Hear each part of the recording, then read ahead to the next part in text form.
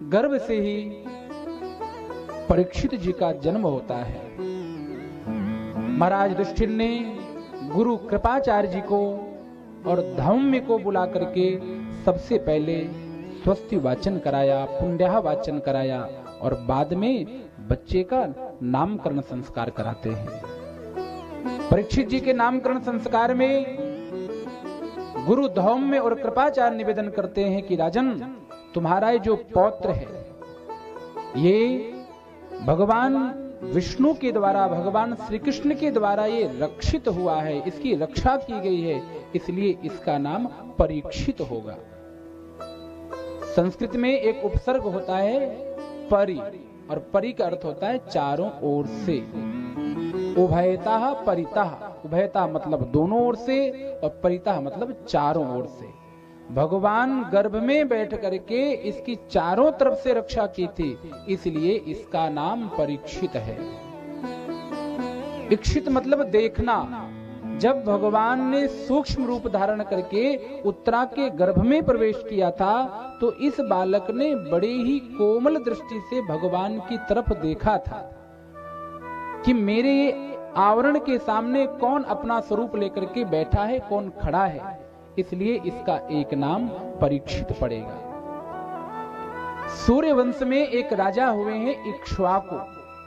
तो महाराज इक्ष्वाकु के समान तो ये प्रजा पालक होगा, प्रजा का पालन करेगा।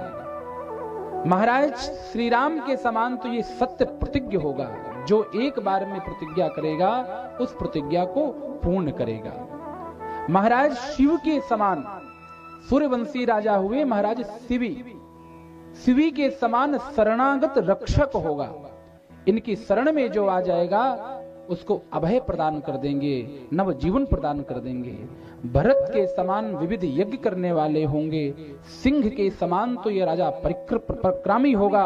पृथ्वी के समान क्षमावान होगा। रंती एक चंद्रवंशी राजा हुए हैं जिसका नाम है राजा रंती। रंती के समान उदार होगा, जो हाथ में आ जाएगा मुक्त दान प्रदान कर देगा। बलि के समान धैर्यवान होगा। प्रहलाद के जैसे भगवत भक्त होगा। लेकिन जैसे ही लेकिन कहा तो महाराज युधिष्ठिर को बड़ी चिंता हो गई कि लेकिन क्यों कहा। ये जो हिंदी के लेकिन, वेकिन, किंतु, परंतु योजक शब्द हैं, ये अच्छे नहीं माने गए हैं। लेकिन कहते ही शंका बढ़ गई, महाराज लेकिन आपने क्यों कहा। तो प्रश्न बताया, तक्षकादात्मनो मृत्युम द्विज पुत्रोपसर्जितात् प्रपश्यत् उपसृत्य मुक्त संगस्य पदम हरिः। क्या कहा, एक ब्राह्मण ऋषि का अपमान करेगा तो उस ऋषि के पुत्र के द्वारा इसको श्राप मिलेगा। क्या श्राप मिलेगा, तक्षकादात्मनो हन्तम, तक्षक नाग के द्वारा काटने से इसकी मृत्यु होगी।